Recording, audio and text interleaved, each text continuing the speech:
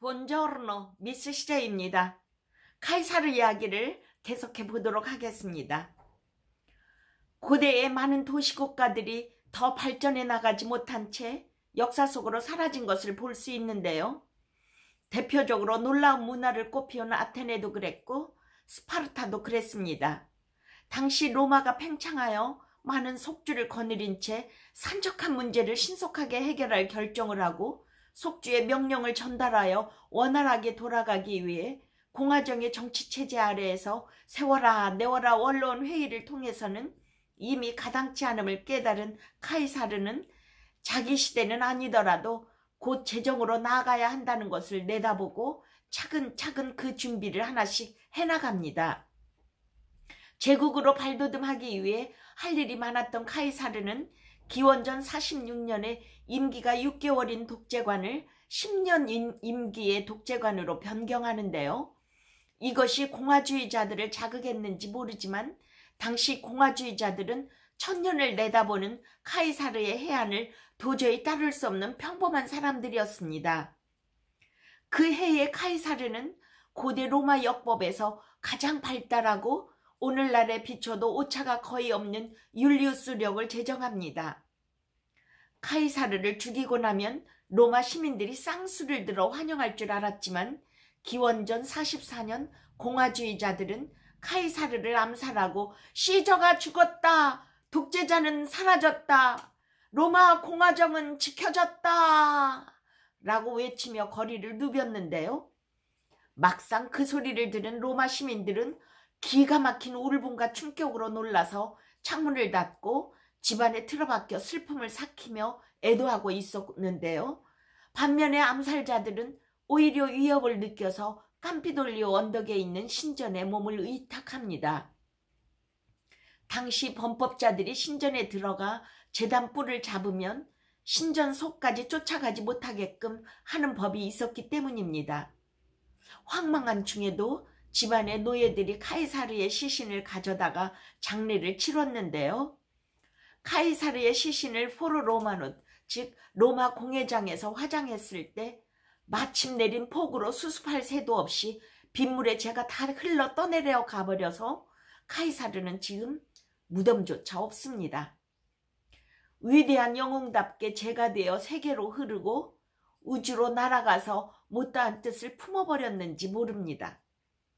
카이사르를 찌른 사람 중에 데키무스 브루투스는 카이사르 생전에 자식같이 아끼던 부관이었고 유언 집행자로 옥타비아누스가 거절하면 차선으로 집행자로 세운 후계자였는데요.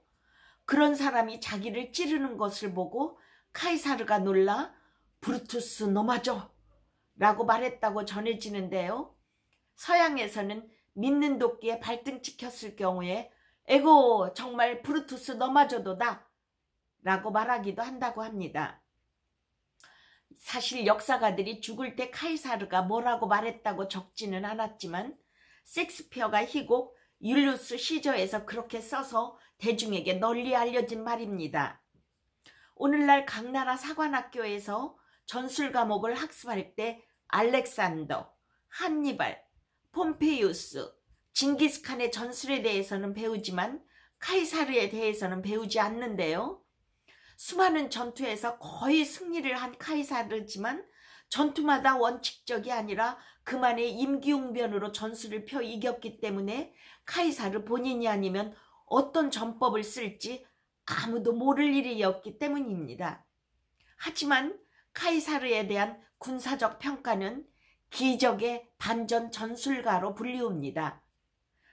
카이사르는 또한 바람둥이였지만 기원전 69년에 사별한 코르넬리아, 기원전 67년에 결혼해서 카이사르 부인은 구설수에 오를 수 없다고 하면서 61년에 이혼한 폼페이우스의 딸 폼페이아, 기원전 59년에 재혼하여 카이사르가 죽은 44년까지 부인이었던 칼푸르니아, 이렇게 법적인 부인은 3명이었습니다. 평소 촌철살인의 재치와 유머로 사교적인 카이사르의 일화는 로마 역사가들에 의해 쓰여져서 많이 알려져 있는데요. 생전에 그는 로마에서 훌륭한 웅변가이자 산문작가로 인정받았고요. 그가 쓴 회고록 갈리아전기는 누구나 한 번쯤 들어봤을 것입니다. 키케로는 카이사르의 갈리아 전쟁기에 대해 알몸과 같이 순수하고 의복과 같은 미사여구를 벗어 던졌을 때 생겨나는 매력으로 충만해 있다라고 말하면서 역사가들에게 사료를 제공하려고 썼는지는 모르지만 역사를 쓸 의욕을 꺾어버리는 결과를 낳았다라고 평가했는데요. 몽테스큐에는 그는 어떤 군대를 지휘했어도 승리자가 되었을 것이고 어느 나라에 태어났더라도 지도자가 되었을 것이다 라고 했고요. 역사가 테오도르 몬제는 로마가 낳은 유일한 창조적 천재라고 찬양했고 키케로나 마키아벨리도 카이사르에 대한 찬탄을 금치 못했는데요. 프루타르코스는 그의 저서 영웅전에서 갈리아 전쟁 중 카이사르는 하루에 100km를 고대 최고 속도로 진군하였다고 썼는데요. 개인이 움직이기도 어려운데 군단이 그렇게 움직인 것은 가히 놀랄만한 이동력이 아닐 수 없습니다. 이탈리아에서는 중학교나 인문고등학교에서 라틴어를 배울 때 카이사르의 갈리아 전기가 교과서로 사용됩니다. 문장을 길게 쓰는 것은 배가 암초를 피하듯 피하라라고 말한 카이사르가 남긴 수많은 연애편지와 일기와 율리아 장례식 추모사와 키케로의 소카토의 회고에 대응하여 카토를 비난하여 쓴 글인 안티카토네스 유명하죠. 그런 많은 그의 기록들은 그가 죽은 뒤 신격화되어서 아우구스투스가 다 없애버린 것은 정말 안타깝고 아쉬운 일입니다. 생전에 카이사르는 행운이 따랐다는 행운아로 통했지만 자신의 저술에선 행운의 역할을 최소한으로만 적었는데요. 그는 현실과 자신감을 구분할 줄 알았고 행운에 대한 당시 신앙을 이용해서 군단에 사기는 올렸지만 요행에 기대는 성격은 아니었습니다. 누구나 모든 현실을 볼 수 있는 것은 아니다. 대부분의 사람은 자기가 보고 싶어하는 현실밖에 보지 않는다 라고 말한 카이사르는 기원전 48년 겨울 항구 도시 디라키움에서 악천후로 선장과 선원이 두려워하자 걱정 마라. 너희들은 카이사르와 카이사라 행운을 태우고 있다 라고 소리쳤다고 합니다. 또 같은 해 폼페이우스 잔당을 추격해서 아프리카에 상륙할 때 발을 헛디뎌서 병사들 앞에서 넘어졌는데요. 이것은 필시 불길한 징조로 보일 수도 있었는데 카이사르는 넘어지자마자 모래를 확 움켜쥐며 아프리카여 드디어 내가 너를 잡았다 라고 크게 소리쳤다고 합니다.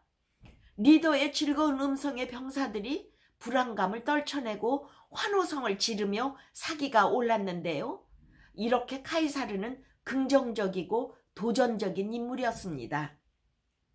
카이사르를 죽인 브루투스도 필리피 전투에서 바로 죽기 직전 가증스런 운명이여 너도 카이사르의 행운의 편이었더냐? 라고 말했다고 합니다.